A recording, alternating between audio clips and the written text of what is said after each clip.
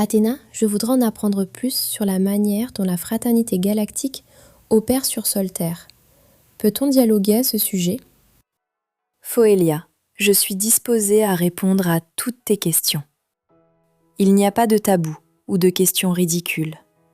Chaque main que tu nous tends mérite d'être rencontrée, là où elle se tend.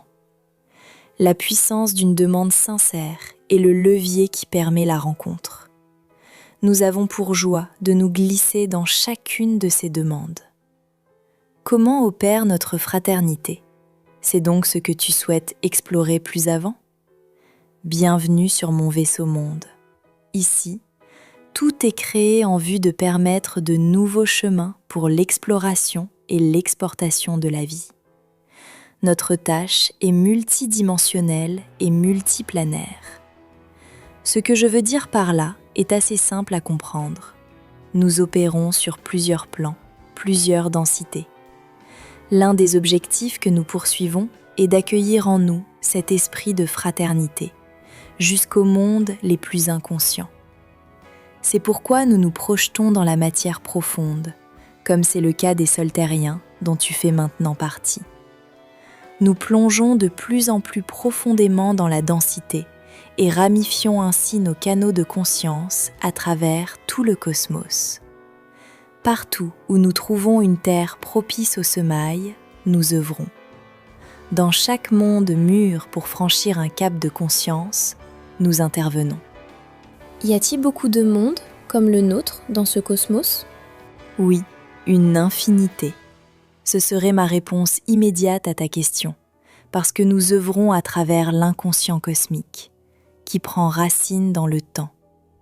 Or, comprends que le temps est infini. Il y aura donc toujours du travail pour nous, parce que la création est perpétuelle. Mais tu peux préciser ta question, et je préciserai ma réponse. Dans notre système, par exemple, combien y a-t-il de mondes aussi denses que le nôtre ? Nous pouvons dire qu'il n'y en a qu'un, au sens où il n'y a qu'un plan sur cette fréquence propre. Et il n'y a que sur Solterre qu'on trouve de la vie sur ce plan, à quelques exceptions près. Autrement dit, votre système est inhabité sur la fréquence de perception qui est la tienne actuellement. Solterre s'éthérise, n'est-ce pas ? N'est-ce pas en contradiction avec cet objectif dont tu parlais, qui consiste à apporter la conscience de fraternité de plus en plus profondément dans la densité ? Regarde, la conscience avec laquelle nous œuvrons élève le taux vibratoire des êtres.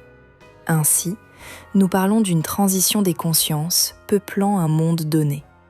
Ces consciences-là, les vôtres par exemple, élèvent les vibrations matérielles dans la gamme des fréquences. C'est ce mouvement de plonger et remonter que nous travaillons. Dans chaque monde, il y a un gradient de densité. Les civilisations qui s'y succèdent ont pour rôle d'imprimer d'abord un ancrage, puis une remontée. Un être qui vit ce cycle complet d'involution puis d'évolution se rend capable d'être un agent transformateur des mondes. Et plus il se forme dans ce sens, plus il peut plonger profondément et ainsi aller cultiver les recoins les plus denses et les plus obscurs du cosmos. Tous les êtres qui font partie de la fraternité agissent de cette manière ? Non, il y a beaucoup de rôles possibles à jouer.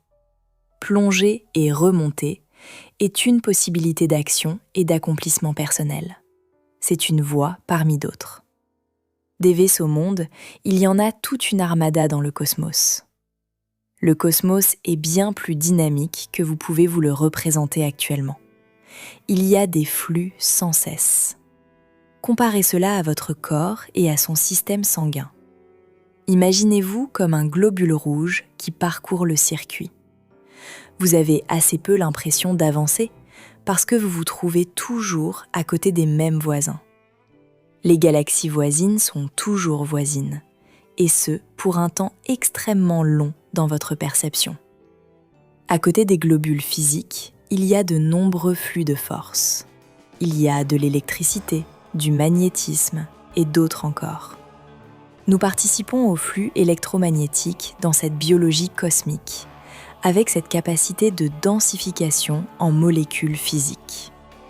Si je te parle encore de mon vaisseau, il est une onde informationnelle, mais il peut se faire particule physique en se concentrant, en se densifiant. Ceci est élémentaire et simple. À vrai dire, c'est une capacité humaine, pouvoir se densifier à volonté, se délocaliser à volonté. C'est un peu voilé dans vos perceptions, mais nous portons tous cette capacité. C'est d'ailleurs elle qui fait de nous des humains. Nous ne sommes pas faits pour être statiques. Nous sommes les manifestations de flux dynamiques capables de se porter à travers les couches de densité et de s'ouvrir à de multiples dimensions.